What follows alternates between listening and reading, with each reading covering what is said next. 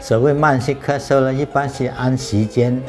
咳嗽时间长久来定的。一般呢是所谓慢性咳嗽的咳嗽的时间期数大于4周，才叫做慢性咳嗽。慢性的咳嗽呢的原因呢比较多，有可以按年龄不同来区分，但最常见呢就是呼吸道感染咳嗽、变性哮喘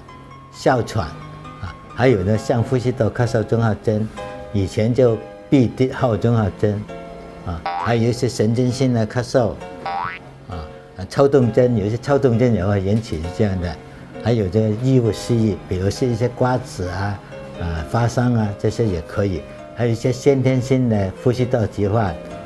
这些好像特别一出生就有，都是发生在1岁以内的小孩。小儿来讲呢，在学龄前跟学龄儿童呢是最常见的。国外统计呢，大概75%的慢性咳嗽是由一个咳嗽变性哮喘引起。在国内的多中心研究呢，大概47%多的慢性咳嗽都是由一个咳嗽变性哮喘引起的。